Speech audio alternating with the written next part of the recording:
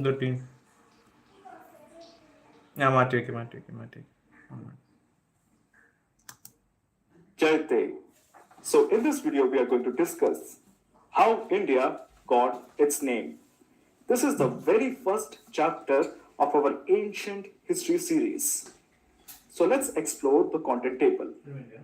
So this is our content table, and as you can see, it is pretty much messed up. So let's fix this. Awesome. So as you can see, it's now fixed. The very first topic that we are going to select is the official name of our country. Then, in the second section or the second part, we are going to discuss what India was known during the prehistoric period. Then, we are going to look into the fact why India was called as Meluha. Then, we are going to discuss why India is also known as Bharat. Then, we are going to look into the concept of Aryavarta. Then, we will understand how the word Hindu was derived. The next section is how the term India came into existence. Then we are going to discuss about Hindustan, how the term Hindustan actually originated. Then we will also discuss why in the ancient and the medieval ages, India was also known as Jambudvip.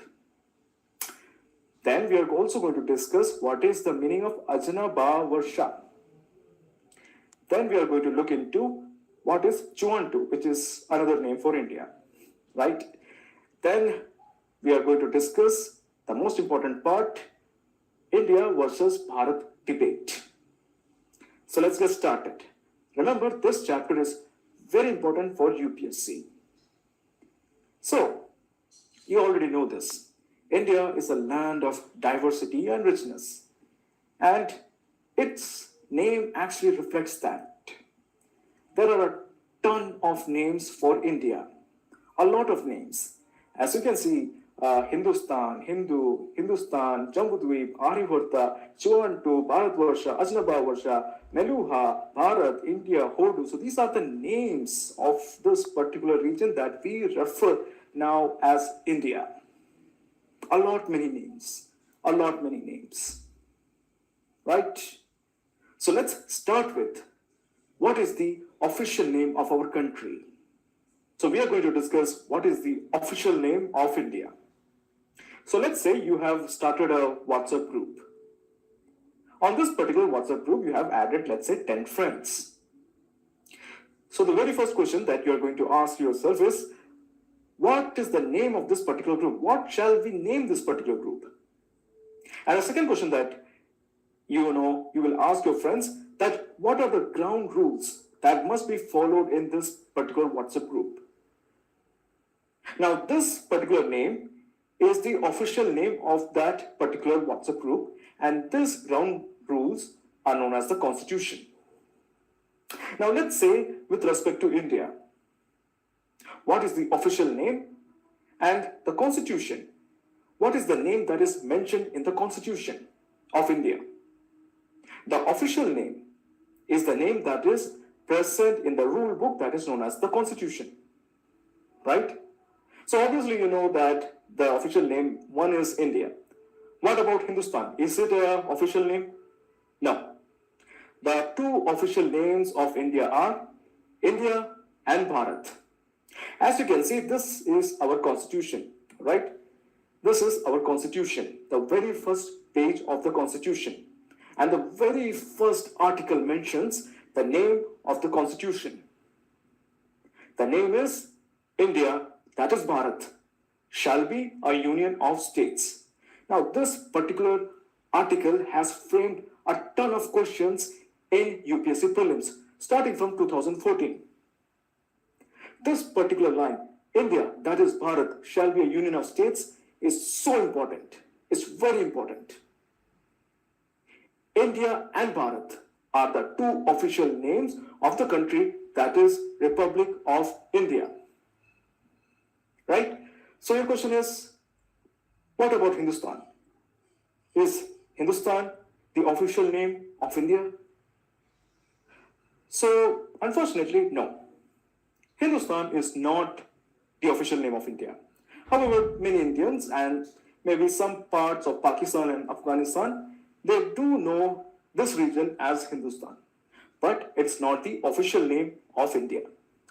India, that is Bharat, shall be the union of states. In this video, we are going to discuss what was India called during the prehistoric times, right? So this is India in the prehistoric time, not just India, pretty much the whole of Africa, Central Asia, Asia, and parts of Europe. This is the prehistory, around 5 lakh years ago. So the question is, what was India known during this time?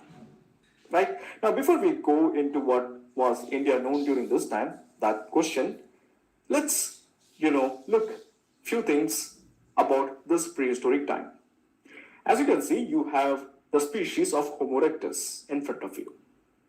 Now, this particular species is an ancestor or pretty much a close relative of our species. Our species is known as Homo sapiens. Okay, so these are the Homo erectus is pretty much a very close relative to our own species, that is Homo sapien, technically our ancestor. 5 lakh years ago, this species was, found in Africa, right? Now, what was this species doing in Africa? Well, it can be safely said they were hunters and gatherers, right? Now, 2 lakh years ago, this species spread to the parts of India, Central Asia, parts of Arabia and all. So the question is, do we have any scientific evidence, any archaeological evidence about the existence of this particular species 2 lakh years ago in parts of India? Yes, we do have. So as it happens, a fragment of this particular species was found near the Narmada Valley. Okay? A fragment of the skull of this particular species was found near the Narmada Valley. And it was found by this gentleman called as Arun Sunakia. He was a geologist. Okay, so why bother explaining all these things? Well, the answer is very simple. The idea is that this species was present in India 2 lakh years ago. So obviously, your assumption is, what was India called by this species during this time, the prehistoric time? Now, there is one important thing you should know, that in the prehistoric times, there was no system of writing, right? History, by default, is divided into 3 parts: prehistory, protohistory, as well as history. We are dealing with the prehistoric times. In the prehistoric times, there is no system of writing. We were evolving and living in caves and hunting and gathering food. There was no system of writing developed. So even if there was a name for India by these species, we can't possibly know because there was no system of writing.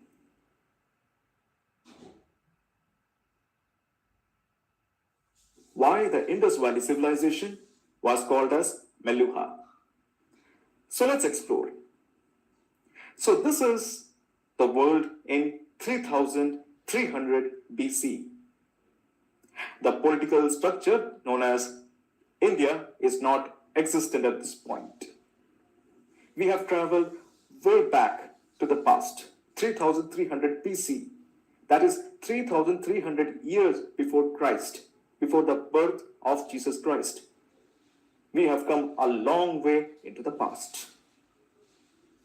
So as you can see, we have few civilizations here. So these are the civilizations. We have the Egyptian, we have the Sumerian, we have the Harappan, and we have the Chinese civilization. Harappan civilization is also known as the Indus Valley civilization. Now the question is, what was the name of the civilization during this time? What was the name of the Indus Valley civilization in 3300 BCE? So you would be like, hey, it's Harappa. No. Harappa is a recent name that we have given to this civilization. So the story is something like this. We have this gentleman called as Alexander Cunningham. So he was an archaeologist, and what he did, he found many seals along the Indus Valley River. And the crux of these seals were located in this particular region called as Harappa. Harappa was a village. He found a lot of Indus Valley seals along this river, specifically Ravi River, which is a tributary of Indus Valley, of Indus River. In 1921, two gentlemen, that is Dr. Dayaram Sahni and Dr. Vatsa, discovered a big metropolis. And this metropolis was located near the Harappan village. Right? So that is why, since it was one of the major and the earliest site discovered for the Indus Valley, along the Indus Valley, that is why it was named as Harappan civilization. But remember this name, Harappa, is a very recent name of this particular civilization. But it was not known as Harappa during the ancient time. Let's say in 3300 BC, it was not known as Harappa. So the question is, what was the name? The oldest name for this particular civilization is Meluha. Okay, the oldest name is Meluha. This particular region that is shaded in yellow was most likely called as Meluha. So the question is, how do we know that this particular region that is, in yellow, or let's say the Harappan civilization or the Indus Valley civilization was called as Meluha? Do we have any evidence for that? There are evidences. So let me present those evidences. So these are the three evidences. The first one is, it is derived from a word called as Melakam. The second word is, it is derived from a word called as Elu. And the third one is, it is derived from the word Malha. Okay, Melakam, Elu, and Malha. Melakam, Elu, and Malha. These are the three words. So let's explore in detail about each of these words. And let's understand how this word Meluha came into existence. Let's focus on Melakam. Awesome. So as you can see, we are going to focus on this two particular civilizations. The first one is Sumer, as well as the second one is our own civilization, that is Harappan civilization, right? Now remember this. These two civilizations were like the superpowers of that time. There were many Neolithic cultures located around the whole world, but these four civilizations, that is the Egyptian, Sumerian, Harappan, and the Chinese civilization, were like the superpowers of this time. Now we are going to focus on Sumer as well as Harappan only. Okay? So as you can see, Sumer and Harappa, they traded a lot with each other. Okay? They traded a lot with each other. So Sumer refers to a particular region in their text called as Meluha, with which they traded. Right? So the question is, how do we know about this? Now there are many evidences in Sumer that exclusively belong to the Harappan civilization. For example, we have the beads from Harappa. We have the weights from Harappa. We have the seals from Harappa in Sumer. That means Sumer and Harappa had trade relations. Right? Similarly, Harappa also have shown many distinctive Sumerian artifacts in their region, in Harappa. So definitely Sumer and Harappa had a trade relations. Now Sumer talks about a country in the inscriptions or literature like Sargon of Akkad. Okay, it talks about a particular country. And this country they referred to as Melakam. As you can see, that is the name for Meluha, right? So this particular region, according to them, was in highlands, was mountainous region.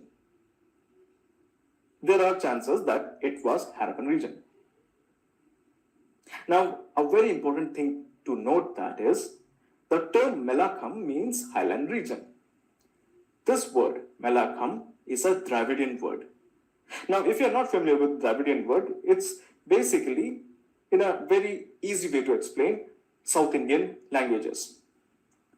Dravidian languages essentially means South Indian languages these days. Okay? Now, please don't come and bite me if the explanation is wrong, but Dravidian region languages essentially means South Indian languages.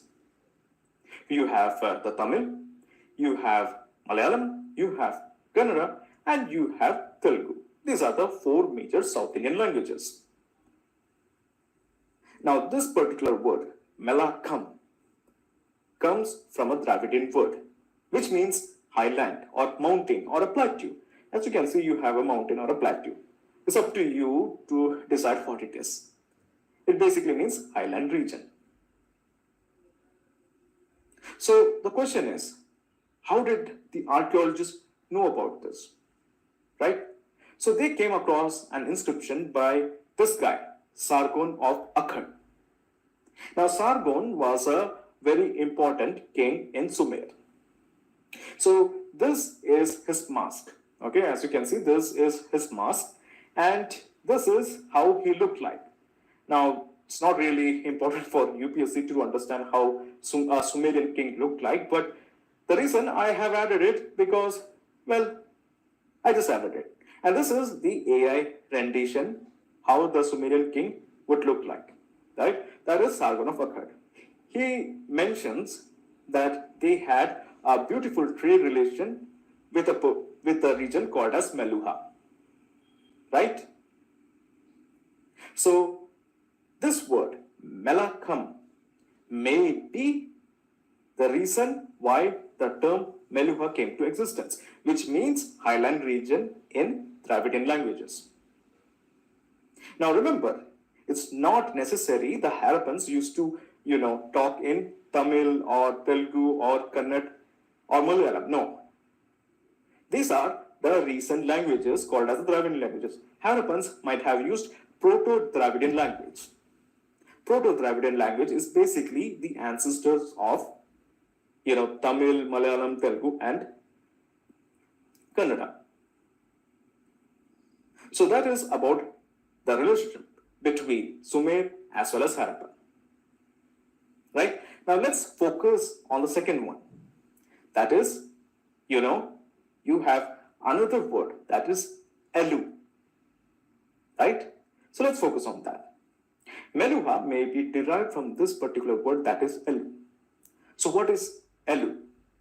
Elu simply means sesame seeds. Now, Sumer was a big fan of sesame oil. Sumer used to import a lot of sesame seed. Now, the major exporter of sesame seed happens to be India. And maybe a coincidence, but Elu in South India means sesame. So there is a chance that the word Meluha came from Elu. There may be a chance, right? Because Elu means sesame in southern India. Still Elu means sesame seed in southern India. So there is a possibility that after all, Meluha is a derivative of the word Elu. Now let's focus on the third one, that is, it is derived from the word Malha. Right? We have discovered Melakam, Elu, and Malha. Let's focus on Malha. So, as you can see, between Sumer and Harappa, there were two means of travel. The first one is the land route, and the second one is by boat, the sea route, right? Land route and sea route. Now remember this, during the ancient times, it was more convenient to travel by the sea route. And Sumer often talks about a region from where you have a lot of sailors coming in to their country for trade, of course. And Malha is the word that means country of sailors. Coincidence? I don't think so. Malha became Meluha, or somehow Elu became Meluha, or Malakam became Meluha. So there is a possibility, or there is a big chance, the region that we called as the Indus Valley Civilization was known as Meluha.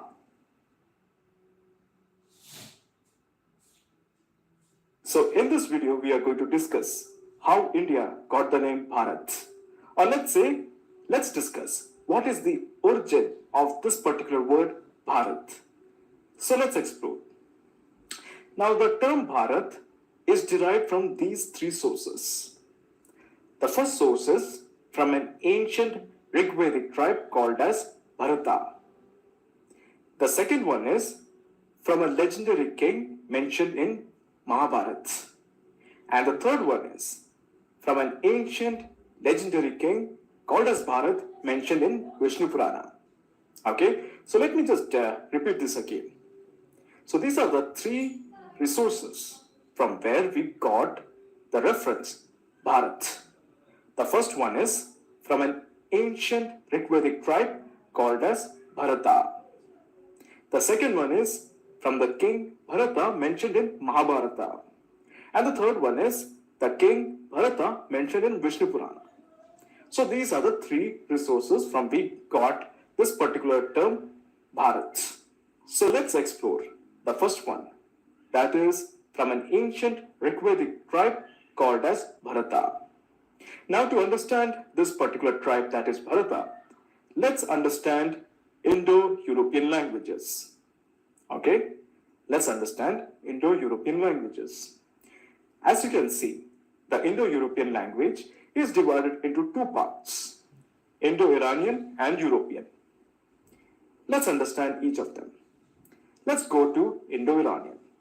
Now these languages are something we Indians are quite familiar with. As you can see, you have Hindi, then you have Urdu, Marathi, Konkani, Awadhi, Bengali, Nepali, Punjabi, Sindhi, Kurdish, and Persian. Most of them, like Punjabi, Bengali, Hindi, Awadhi, Urdu, Marathi, and Konkani, are actively used in India. Some languages like Kurdish and Persian are located in the Iranian sphere, right? So there is a relationship between all these languages. The common ancestor is Sanskrit. Many of the words are from Sanskrit. So these are the Indo-Iranian languages. So let's explore where these languages are concentrated, right? So as you can see in front of you, this is the map of the whole world. And you have the Indo-Iranian languages. As you can see, this is the whole of the continent, and you have Kurdish, Persian, Punjabi, Hindi, Bengali, Marathi, and Gujarati. Pretty much these languages stretches from Iraq to parts of northern India and even to Bangladesh, right? So this is the spread of the Indo-Iranian languages. Now let's have a look into the second one, that is the European languages, right? So these are the European languages. You have Russian, Spanish, Portuguese, Italian, French, English, German, Dutch, and Greek. Actually, there are a lot many, but these are the most important European languages that we both know of, right? So these are the languages. So what about them? Now let's explore the territorial area where these languages are actively spoken. So these are those areas, right? Pretty much the whole of Europe and parts of Russia. As you can see, in the west we have Spanish, Portuguese, English. Then in the middle we have Greek, Italian, German, Dutch, French, and Russian towards the east. So these are the European languages, right? So we have learned about the Indo-Iranian languages and we have learned about the European languages. So what if I tell you there is some kind of similarity between the Indo-Iranian languages as well as the European languages? So that is why I have marked all of them in black. there is a similarity between European languages and Indo-Iranian languages. Despite vast difference, there are some words that are actively used in English which is common to the words used in Sanskrit or Hindi. Let's explore them, right? So for example, this is the word mother, right?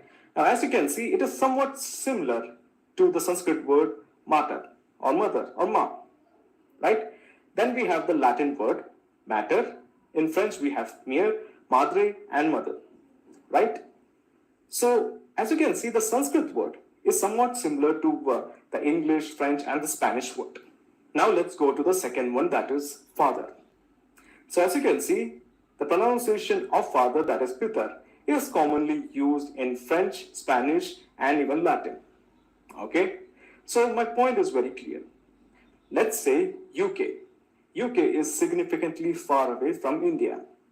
But the language that is used is somewhat similar to the language used in India. There is some kind of relationship. To explain you better, let me show you the family tree, right? So once again, this is the family tree. In front of you, you have once again the Indo-Iranian language, okay? The left side, you have the Indo-Iranian language. And on the right side, you have the European languages, right? Now, there are many words which are common to both of these language trees, right? So the reason is there is a common language called as the Indo-European language, right? Indo-European language. Let me repeat it again. There are many loan words or many common words that is used in the Indo-Iranian language, which is common to the European language. So that means there is a common ancestor, right? There is a common ancestor. So those are known as the Indo-European languages. So now let's learn about the common ancestor. So we are going back into the past, deep into the past. Let's say 3300 BC. This is way before the birth of Jesus Christ. And here you have the early 4 civilizations. The first one is the early Sumerian civilization. The second one is the early Egyptian civilization. The third one is our own early Harappan civilization or early Indus Valley civilization. Then we have the early Chinese civilization.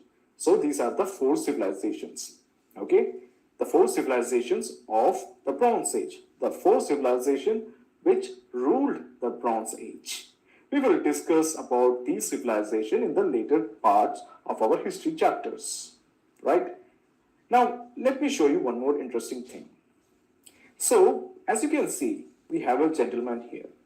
So, this is an artificial reconstruction of a boy that was found in the Rakhigari side of Harappa. So, this is how a Harappan looked like.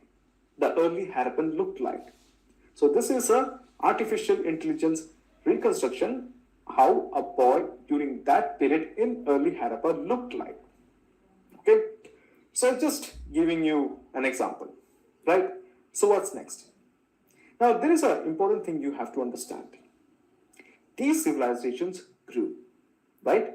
When these civilizations grew, along with this civilization, there was a culture. Now there's a difference between culture and civilization. Culture is pretty much primitive, right? Civilization means they are a level above culture. In cultures, they are just focused on farming and pottery and all those stuff. But in civilization, they have gone beyond agriculture and pottery. They have, gotten into art and architecture. They have gotten into trade with other civilization. So as you can see, Egyptian, Sumerian, Harappan, and Chinese, these are civilizations. However, at the top you have a culture called as Yamanaya culture. This particular culture is the forefather of the European as well as the Indo-Aryan languages. This particular culture, Yamanaya culture. And as you can see, there is a gentleman, a bald gentleman. So this is again a facial reconstruction of the skeleton that was found in Yamanaya or the parts where the Yamanaya culture was located. this particular people of Yamnai culture, they were focused on farming, agriculture, hunting. Now there are few, similarities between the cultures of Sumerian and Harappan with Yamnai culture, but you should understand that Yamnai culture were, more into invasion. They were focused on horses. They knew how to work with horses, and that is why they spread their cultures into a lot many territories. Let's go forward in time. Let's say 2700 BC. As you can see, the Yamnai culture has spread towards the west, right? As you can see, it has gone a little more into the west. Now it is covering parts of France and Germany. So it has also reached the parts of Czechoslovakia and all. Okay, so it has covered parts of Czechoslovakia. On the other hand, if you look down, you have the Egyptian, Sumerian, Harappan, and Chinese. They have grown. Now, right now, these cultures, especially the Harappan culture, is in the most mature form. Right? It's in the peak period, where the Harappan civilization was at the peak period. During 3300 BC, it was in a growing stage. Right now, 2700 BC, it's at the mature phase, the peak phase. Awesome. Okay, so as you can see, you have the Yamnai culture and it has spread. Now let's go forward again in time. Now this is 2400 BC. The Yamnai culture has again spread to parts of, Portugal and Spain. It has also reached parts of UK. Awesome. Okay, now comes the interesting part. 1800 BC. The Yamnai culture has spread to the parts of Central Asia. The Yamnai culture in Central Asia is known as the Sinhasta culture and the Andronova culture. These two cultures are quite important for Indian history. From Sinhasta and Andronova, the people who came to India are known as the Rigvedic Indo-Aryans. Right? Okay. So as you can see now, the civilizations, that is the Egyptian, Sumerian, Harappan, and the Chinese, have declined. From 3300 BC, it was the rise. Okay, it was growing. Around 2700 BC, it reached the mature phase. Now it's in the declining phase. On the other hand, the Yamnai culture, okay, it's a culture, not a civilization. The Yamnai culture is growing. It is spreading out to different parts of the world. Okay, so we have reached at that point 1800 BC. So what's next? Now, as you can see, 1700 BC. The Yamnai culture has again spread. However, many of the civilization, the Bronze Age civilization, are on decline. Like this, it's on decline. 1700 BC, the Harappan civilization has split into three parts. It's in a declining phase. Right? So what's next? Let's explore. Now we are going to focus on the parts of the Indian subcontinent. We have the Indian part. Okay, as you can see, you have the Indian part, Kashmir and parts of Punjab and Haryana, UK. You have those parts, and then we have pretty much the whole of Pakistan and pretty much the whole of Afghanistan, right? And at the top, right? At the top, you have Andronova culture, right? At the top, you have the Andronova culture in the left. So this is where the Rigvedic Aryans came from. Okay? So now we are going to understand the geography of the Indian subcontinent. This is important to understand because there are few passes that you have to know, because without these passes, the Rigvedic Aryans wouldn't have reached India. Right? So let's explore them. So as you can see, you have the Hindu Kush mountains. And as you can see, at the north of the Hindu Kush mountains, it basically acts like a boundary between Afghanistan and Pakistan. Right? And one more important thing that you have to know is that it pretty much runs along the entirety of Pakistan, like it's their spine, the spinal cord of Pakistan. right? It separates pretty much in the northern part, it separates Afghanistan and Pakistan, the Hindu Kush Mountains. Now remember, these mountains have some passes through which the Western people, or let's say the Indo-Aryans or people from the Western side can enter into India or Pakistan. So another important thing that you have to know is these are the Himalayas, right? We are familiar with Himalayas, so there's nothing to worry about. These are the Himalayas. So what's next? There is an important more thing that you have to know. Okay? As you can see, this is the path through which these Aryans are going to come. Now, as you can see, you have a small spot there. Okay? There's a small group, not small group, quite a big group of Rigvedic Aryans present near Afghanistan. Okay? As you can see, you have this particular group. They are going to reach India through this particular pass. So they have moved forward around 1550 BC. They have reached the Hindu Kush mountains and near the Khyber Pass. They are trying to squeeze in, right? And by 1500 BC, they have reached the Indian subcontinent. They have reached India. They were already in Indian subcontinent. Now they have reached India. So what's next? Now there is another important geographical thing that you have to know about, the rivers. Let's explore them. So these are our rivers. Okay? You are already familiar with this particular river, that is the Indus River. Rest, the Jhelum, Chenab, Ravi, Beas, Satluj and Saraswati, they are its tributaries. Okay? There is the whole Indus River that is flowing along. And then we have the Jhelum, Chenab, Ravi, Beas, Satluj and Saraswati. Now, a very important thing to note that all these rivers are mentioned in Rig Veda. Right? All these rivers are mentioned in Rig Veda. There is a very important aspect that you have to know right now. Indus, Jhelum, Chenab, Ravi, Beas and Satluj are still present in India as well as in Pakistan. However, the river Saraswati, it has just simply vanished. Many geologists agree that Saraswati River does exist, but it's flowing underground. So I have marked Saraswati to point out a very important aspect. Let me show you that. So this particular region that is marked in yellow, it's known as Sapta Sindhu. Sapta Sindhu. Sindhu means river or ocean. Okay? Sindhu means river or ocean. Sapta means 7. Sapta Sindhu means 7 rivers. 7 rivers. Sapta Sindhu means 7 rivers.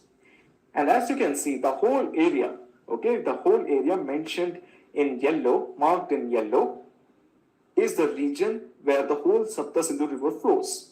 As you can see, you can find the whole 7 rivers along that particular region marked in yellow. You can find the Indus River, the Jhelum River, the Chenab River, the Ravi River, the Beas River, the Satluj River, and also the Saraswati River. A very fertile and important region. This is where the Rig Veda was actually composed, the region of Sapta Sindhu. So what's next? Now the Rigvedic Aryans reached in many different, tribes. They came in multiple waves. Okay? They came in multiple waves. The first wave arrived around, let's say, 1550 BC. From then, there came many different waves. And they established small farming communities across the Sapta Sindhu rivers. So as you can see, these are those cultures, the Rigvedic cultures located around the Sapta Sindhu region. Okay, some of them goes even far up to Afghanistan.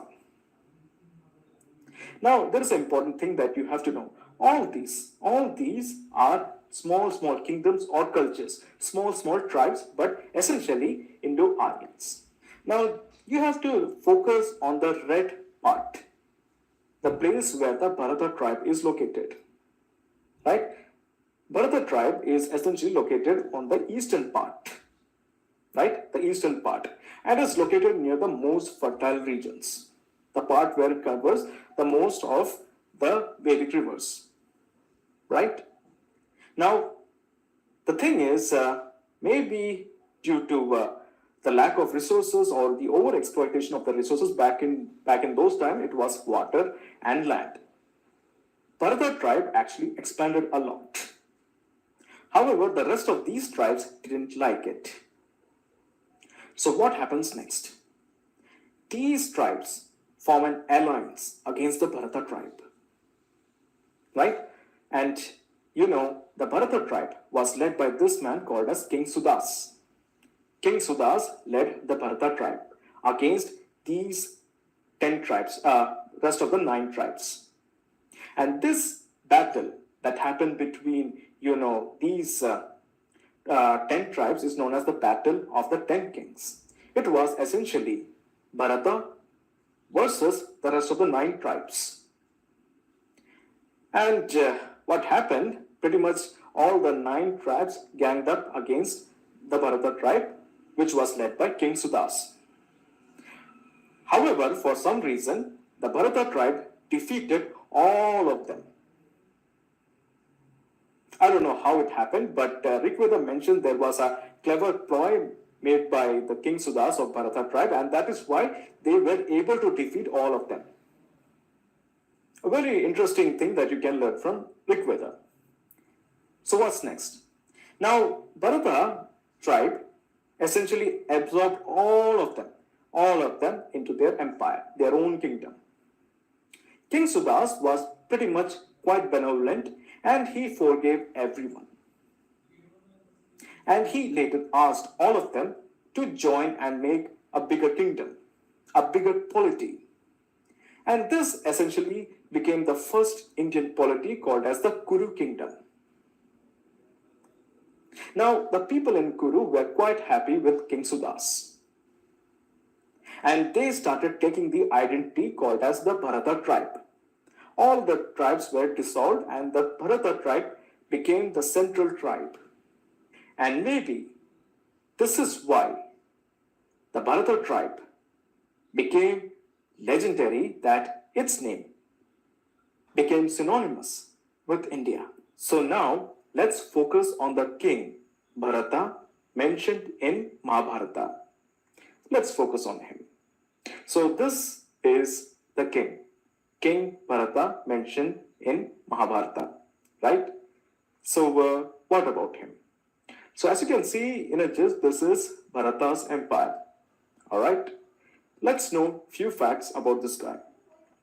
Now, one of the most important things that you have to know is that there are 2 lineages in Indian history.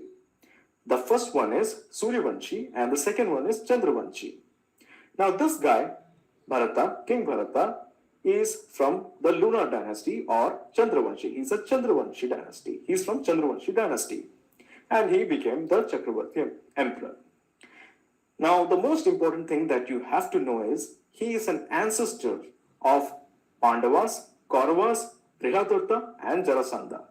So most likely you have already learned about Pandavas and Kauravas by, reading Mahabharata or watching TV serials like Mahabharata. But you should also know about, there was another clan called as Brihadarta and also another clan called as Jarasandha. So this guy was pretty much the ancestor of Pandavas, Kauravas, Brihadarta and Jarasandha.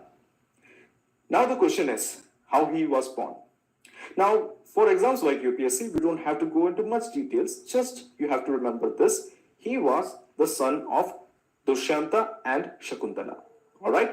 Dushyanta and Shakuntala. That's all. Now, how Dushyanta and Shakuntala meet, how they got married, is none of the concern for UPSC. Alright. So now, he's also mentioned in Abhijnanta Shakuntala. Now remember this, he's of course mentioned in Mahabharata, but he's also mentioned in Kalidasa's book called as Abhijnanta Shakuntala. Right? Okay, so pretty much you already know this. The reason why we have made this video, why we are learning this, is because there is a reason that this guy inspired the Indian subcontinent to be named after him. He earned this title of Digvijaya Chakravartin for this big empire. He had a vast empire. All right. Now, he is said to have ruled for 27,000 years. That is a bit ridiculous, but as per the myths, he has ruled for 27,000 years, which ideally doesn't fit into the frame of Indian history. Let's say he has ruled, but he was also cursed by Muni Durvasa. Okay, the Muni who cursed him, the sage who cursed him was Muni Durvasa, right? And he had a son called as Bhumyanu. Okay, now the thing about Bhumyanu is that nothing much, there are no accounts, there are no books, or even we have books on Bhumyanu, but the details are actually pretty skewed and shady. So we don't know much about Bhumyanu. Right.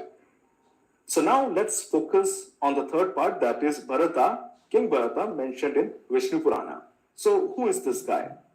Now this guy may be the same guy that is mentioned in Mahabharata, the same Bharata mentioned in Mahabharata, or he can be a completely different guy. Now Vishnu Purana mentions a line about Bharata.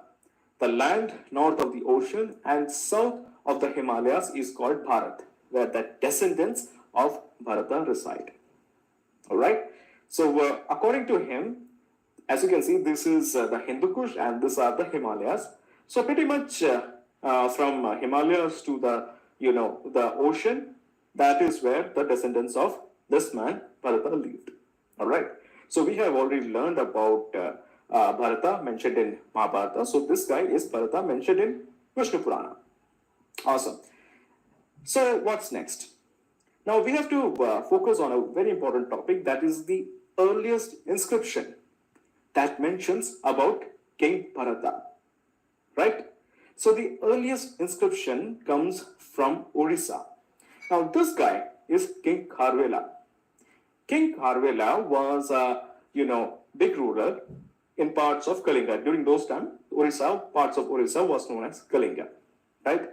Now he commissioned a temple, and around the outskirts of that temple, there is a cave. Okay, there is a cave, and in this particular cave, there is a line about Bharata. Okay, so this particular inscription is known as Hathi Gumpha inscription of King Kharvela. Right? Now this is found in Orissa. Now here, Bharatvarsha or Bharata's empire is used in a geographical sense. Now remember, this Bharatvarsha is quite limited in North India. Basically, he says Bharatvarsha is only the western part of the Ganges plain. Western part of Ganges plain, basically the west of Magadha. We will learn in detail, but essentially this is the area he mentions. Okay, and as you can see, this is particularly the inscription that talks about Bharatvarsha or Bharata's descendants or Bharata's empire. Right? So this is the actual epigraphical evidence or inscription that mentions about Bharata. So in this video, we will learn why parts of India was known as Aryavarta. Let's explore. So what is Aryavarta?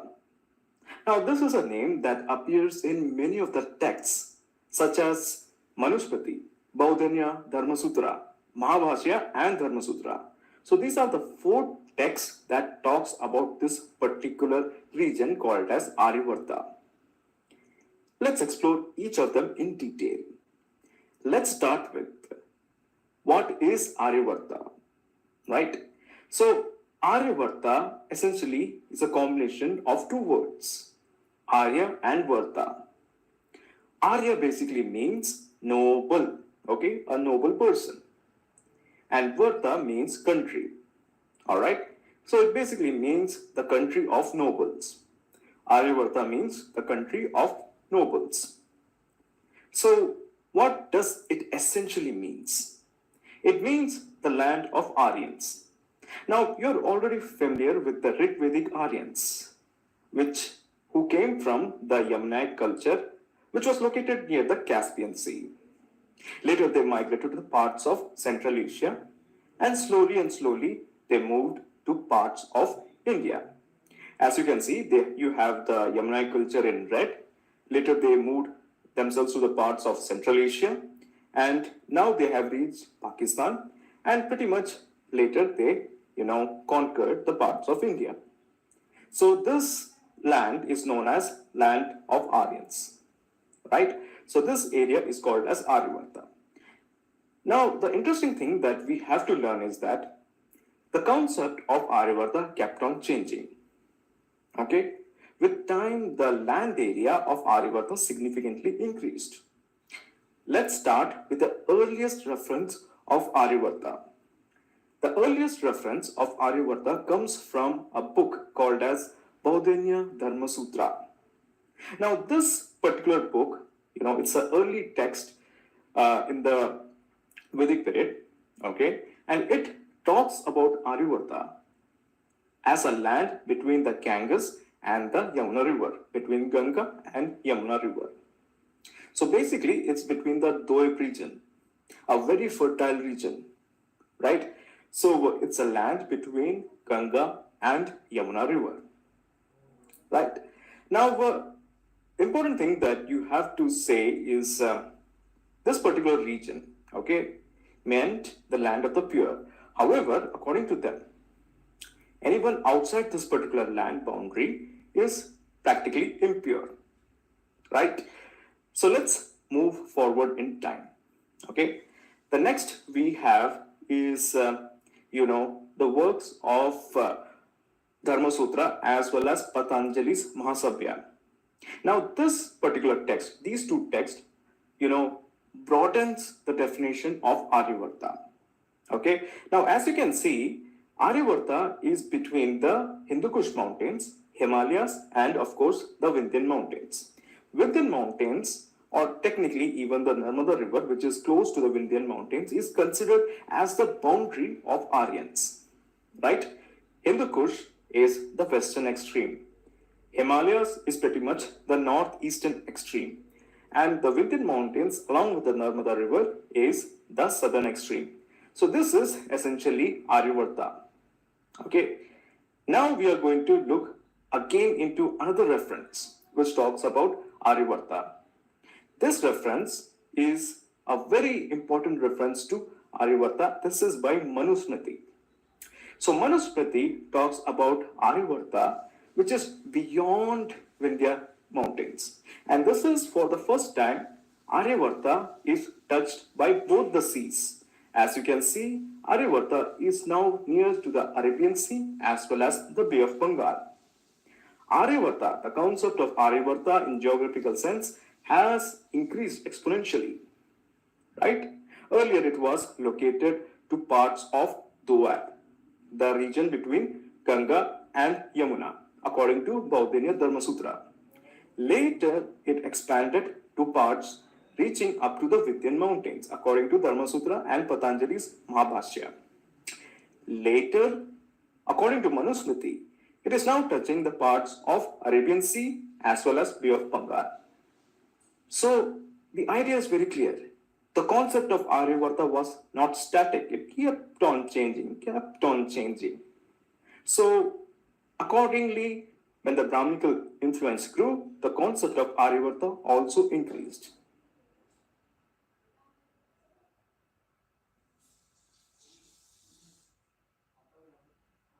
In this video, we are going to discuss how did the name India originate. So now we have established that there was this tribe called as Bharata, and they defeated all the other Rigvedic tribes and established their kingdom called as Kuru kingdom.